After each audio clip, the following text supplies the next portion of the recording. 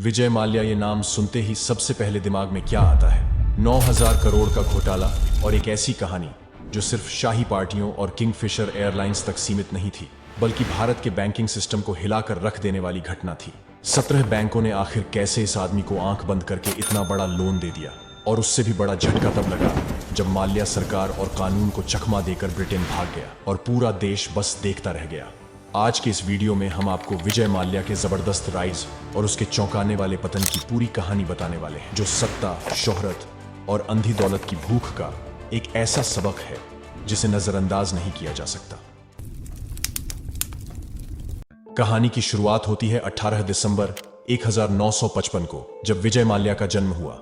उनके पिता विट्ठल माल्या एक सफल व्यवसायी थे और मां ललिता रामैया। विट्ठल माल्या ने 2 शादियां की, लेकिन उनका इकलौता बेटा विजय ही था। विजय माल्या की जिंदगी बचपन से ही आम बच्चों से बिल्कुल अलग थी। जब भारत के बच्चे गली मोहल्लों में गिल्ली डंडा खेलते थे, तब विजय बैटरी से चलने वाली कारों में खेलते थे, जो उस दौर में भारत में दुर्लभ थी। जब विजय सेंट जेवियर्स कॉलेज में दाखिल हुए तो उनके पास एक स्टैंडर्ड हेराल्ड कार थी, जिसका साइलेंसर उन्होंने जानबूझकर हटा दिया था। इसका मकसद था कॉलेज में उनकी एंट्री पर सभी का ध्यान खींचना। जैसे ही वो कॉलेज में दाखिल होते, जोरदार आवाज के साथ सबकी निगाहें उन्हीं पर टिक जाती। इसी बीच विजय बड़े हो रहे थे और उनके पिता विट्ठल माल्या का कारोबार भी बुलंदियों पर पहुंच रहा था। उनका बिजनेस शराब उद्योग से जुड़ा था और वे भारत की ज्यादातर लिकर इंडस्ट्री पर कब्जा जमाए हुए थे। विट्ठल माल्या यूनाइटेड ब्रीवरी के डायरेक्टर और सबसे बड़े शेयर होल्डर थे, जिससे उन्हें बेजोड़ आर्थिक शक्ति मिली। कुछ साल बाद विजय माल्या ने कॉलेज की पढ़ाई पूरी कर ली और जैसे ही उन्होंने स्नातक किया,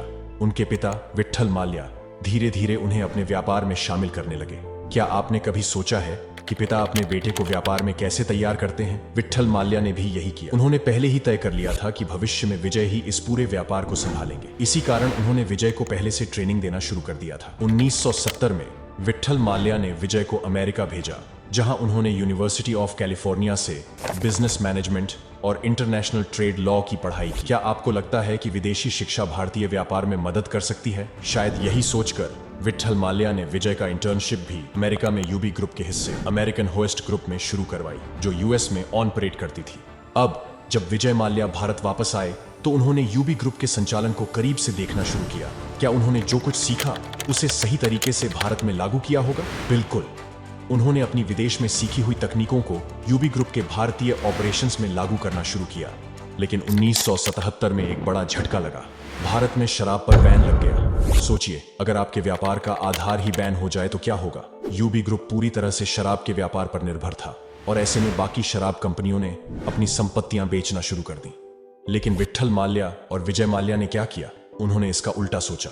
विट्ठल माल्या का मानना था कि सरकार लंबे समय तक शराब पर प्रतिबंध नहीं रख सकती और उन्होंने उन कंपनियों की संपत्तियां सस्ते में खरीदनी शुरू कर दी। क्या यह एक बड़ा रिस्क था? हाँ, लेकिन उनका अनुमान सही साबित हुआ। कुछ ही समय बाद सरकार ने शराब पर से बैन हटा लिया और इस घटना ने यूबी ग्रुप को और भी मजबूत बना दिया। उनके सारे प्रतिस्पर्धी धराशायी हो गए। इसके बाद यूबी ग्रुप ने दूसरे क्षेत्रों में निवेश करने की कोशिश की, जैसे कि फूड और फार्मा, लेकिन सबसे ज्यादा मुनाफा अभी भी शराब के व्यापार से ही था। हालांकि विजय माल्या और विट्ठल माल्या दोनों का सपना था कि यूबी ग्रुप सिर्फ शराब कंपनी के टैग से बाहर निकले। क्या आपको लगता है कि एक लोगो किसी कंपनी की पहचान बदल सकता है? विजय माल्या को यह यकीन था। जब वे पुराने दस्तावेजों की छानबीन कर रहे थे तो उन्होंने देखा कि यूबी ग्रुप ने एक कंपनी एडकैसल ब्रेवरीज का अधिग्रहण किया था, जिसका लोगो किंगफिशर पक्षी जैसा था। यह लोगो उन्हें बेहद पसंद आया और उन्होंने इसे थोड़ा बदलकर किंगफिशर को 1978 में दोबारा लॉन्च किया। लेकिन अगर किंगफिशर को मार्केट में हिट करना है तो एक ही रास्ता था, यंगस्टर्स को टारगेट करना। क्या आपको पता है कि बेंगलोर भारत का पहला शहर था जहां पब्स का कल्चर शुरू हुआ था? यही था किंगफिशर की कामयाबी का राज। उन्होंने पब्स में एक ऐसा माहौल तैयार किया जहां खासकर लड़कियों को आकर्षित किया गया। ये ट्रेंड यंगस्टर्स के बीच वायरल हो गया। रात 4 बजे तक पब्स भरे रहते थे और बेंगलोर में जहां पहले एक पब था, 5 साल बाद 40 नए पब्स खुल। इसका सीधा फायदा किंगफिशर को मिला। कुछ ही सालों में किंगफिशर एक ब्रांड बन चुका था। लोग अब सिर्फ बियर नहीं, बल्कि किंगफिशर के नाम से ड्रिंक मांगने लगे थे। 1983 में एक ऐसा वाकया हुआ जिसने विजय माल्या की जिंदगी का ट्रैक हमेशा के लिए बदल दिया। उनके पिता विट्ठल माल्या का अचानक दिल का दौरा पड़ने से निधन हो गया। क्या आप सोच सकते हैं 28 साल के विजय माल्या के लिए यह कितनी बड़ी क्षति रही होगी? वह उस समय महाराजाओं जैसी जिंदगी के आदी थे और कई करीबी लोगों का मानना था कि वह इतनी बड़ी व्यापारिक साम्राज्य नहीं संभाल पाएंगे। क्या विजय माल्या अपने पिता की विरासत को बचा पाएंगे? बहुत सारे लोग कई तरह की रणनीतियां आजमा रहे थे, पर तमाम मुश्किलों के बावजूद विजय माल्या यूबी ग्रुप के चेयरमैन बने। लेकिन असली समस्या अब शुरू हुई। पिता की गैर मौजूदगी में यूबी ग्रुप के 4 क्षेत्रीय प्रमुख और उच्च प्रबंधन के लोग खुद चेयरमैन बनना चाहते थे। क्या विजय माल्या इन लोगों पर भरोसा कर सकते थे? उन्हें लगा कि अगर वह इनसे सलाह लेंगे तो शायद उन्हें सही सलाह। इस तरह से वह अकेले पड़ गए थे। लेकिन दोस्तों के साथ से किसकी मुश्किलें आसान नहीं होती। विजय माल्या के सेंट जेवियर्स कॉलेज के दोस्त उनके साथ खड़े हुए। ये सभी टॉप मैनेजमेंट प्रोफेशनल्स थे और बेहद कुशल थे। क्या आपको लगता है कि दोस्तों का साथ एक बिजनेस को आगे ले जा सकता है? विजय माल्या ने इन्हीं दोस्तों पर सबसे ज्यादा भरोसा किया और यूबी ग्रुप को आगे बढ़ाया। जब विजय माल्या ने कंपनी का बैलेंस शीट देखा तो उन्हें साफ समझ आ गया कि असली मुनाफा शराब के व्यापार से ही आ रहा है। तो क्या उन्होंने भी अपने पिता के नक्शे कदम पर चलते हुए शराब के कारोबार पर ध्यान केंद्रित किया? हाँ, और इसका नतीजा यह हुआ कि उन्होंने अपने बियर ब्रांड किंगफिशर को पूरे भारत में लोकप्रिय बना दिया। लेकिन एक सवाल उठता है, जब बाजार में व्हिस्की उसी कीमत पर उपलब्ध थी जिसमें शराब का प्रतिशत ज्यादा था, तो लोग कम शराब वाली बियर क्यों पसंद करेंगे? विजय माल्या ने इसका हल ढूंढा। उन्होंने 8% शराब वाली स्ट्रॉन्ग बियर लॉन्च की, जिससे बियर की मांग तेजी से बढ़ी। इसका नतीजा यह हुआ कि किंगफिशर ने 1986 में मोहन मीकन के गोल्डन ब्रांड को पछाड़कर भारत का सबसे ज्यादा बिकने वाला ब्रांड बन गया। इस बीच एक और दिलचस्प घटना घटी। 1986 में विजय माल्या एयर इंडिया में यात्रा कर रहे थे, जहां उनकी मुलाकात एयर होस्टेस समीरा त्याबजी से हुई। क्या यह पहली नजर का प्यार था? दोनों के बीच प्यार हो गया और फिर उन्होंने शादी कर ली। 7 मई 1987 को उनके बेटे सिद्धार्थ माल्या का जन्म हुआ, लेकिन उसी साल उनका तलाक भी हो गया। पर क्या इस निजी उथल पुथल ने विजय माल्या को रोका? बिल्कुल नहीं। अगले 2 सालों में उन्होंने किंगफिशर को भारत में टॉप ब्रांड बना दिया। किंगफिशर सिर्फ एक नाम या ब्रांड नहीं था, यह अब एक लाइफस्टाइल बन चुका था। क्या आप जानते हैं कि भारत में शराब का विज्ञापन करना प्रतिबंधित था? लेकिन विजय माल्या ने इसका भी हल ढूंढा।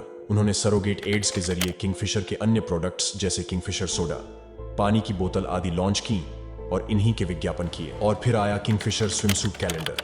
क्या आप सोच सकते हैं कि यह कैलेंडर मॉडल्स के करियर को रातों रात आसमान तक कैसे पहुंचा देता था? दीपिका पादुकोण और कैटरीना कैफ जैसी अभिनेत्रियां फिल्मों में आने से पहले इस कैलेंडर में दिख चुकी थीं। विजय माल्या ने यहां तक कि फार्मूला 1 में भी किंगफिशर को प्रमोट किया और साथ ही कई कंपनियों का अधिग्रहण कर उन्होंने अपना व्यापार वैश्विक बना दिया। क्या आपको यकीन होगा कि जिस यूबी ग्रुप की वैल्यू उनके समय में सिर्फ 40 करोड़ थी, वह कुछ ही सालों में 6000 करोड़ तक पहुंच गई। वह लोग जो कहते थे कि विजय माल्या कंपनी नहीं चला पाएंगे, वे पूरी तरह गलत साबित हुए। लेकिन व्यापार के साथ राजनीति में कदम रखना क्यों जरूरी था? विजय माल्या ने महसूस किया कि अगर सरकार का साथ न हो तो कोई भी व्यापार, चाहे वह कितना ही बड़ा क्यों न हो, सफल नहीं हो सकता। इसीलिए 2002 में वह कर्नाटक से निर्दलीय राज्यसभा सदस्य चुने गए और इस तरह विजय माल्या एक रंगीन शख्सियत से एक सम्मानित संसद सदस्य में बदल गए। क्या आप जानते हैं कि 2004 में विजय माल्या ने एक बड़ा कदम उठाया था? उन्होंने 12 एयरबस A320 खरीद डाले, जिनकी कीमत थी $204 मिलियन। और फिर क्या किया? उन्होंने किंगफिशर के नाम से एक लग्जरी एयरलाइन लॉन्च करने की घोषणा कर दी। सोचिए, एक शराब कारोबारी अब एविएशन में हाथ आजमा रहा था। क्या आप सोच सकते हैं कि ऐसा कदम क्यों? विजय माल्या का सपना था कि वो आम आदमी का फ्लाइंग एक्सपीरियंस पूरी तरह बदल दे। यहां तक कि उन्होंने अपने विज्ञापनों में बताया कि उनके फ्लाइट अटेंडेंट्स नहीं बल्कि मॉडल्स होंगे। कितना शानदार लगता होगा, है ना?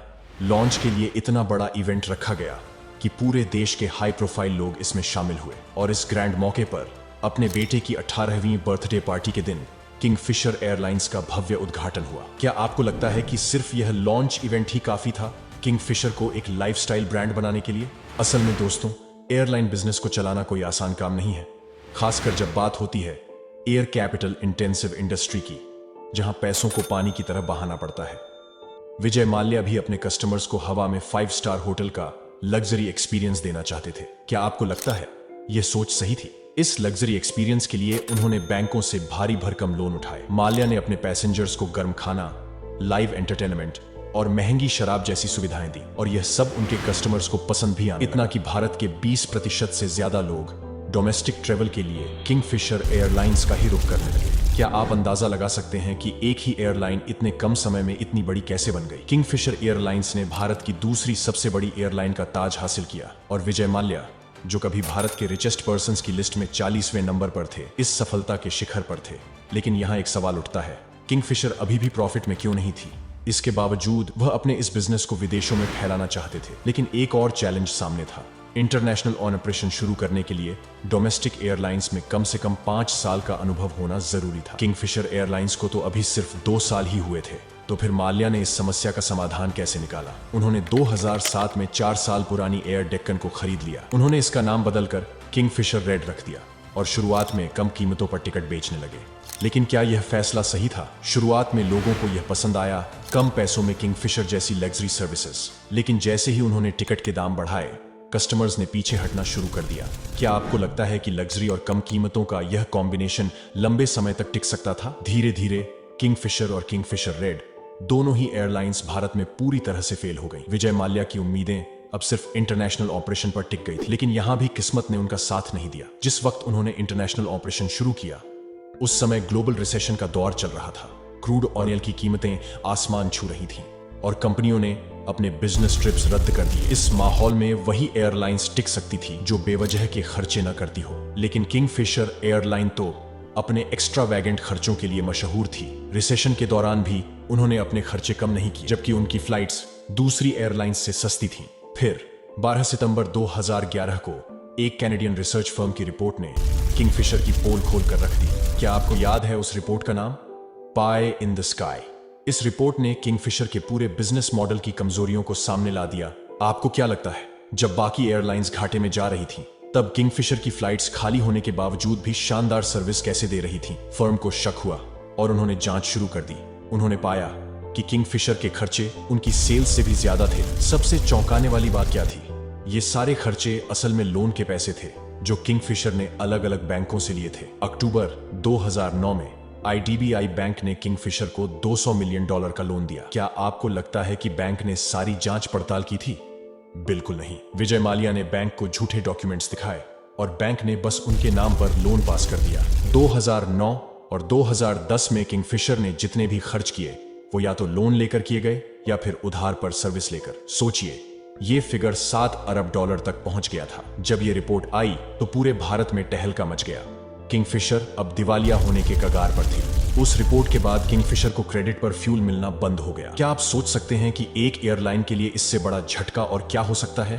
फ्यूल जैसी जरूरी चीज की सप्लाई रुकने से उनकी स्थिति और बिगड़ गई। ये एयरलाइन जो कभी अपनी शानदार सर्विसेज के लिए जानी जाती थी, आज पैसेंजर्स को खाना तक नहीं दे पा रही थी। लेकिन मुसीबतें यहीं खत्म नहीं हुई। जल्द ही वह दिन आ गया जब किंगफिशर के स्टाफ की सैलरी भी बंद हो गई। स्टाफ को उम्मीद थी कि कंपनी जल्द ही अपने नुकसान की भरपाई करेगी और उन्हें सैलरी मिलेगी।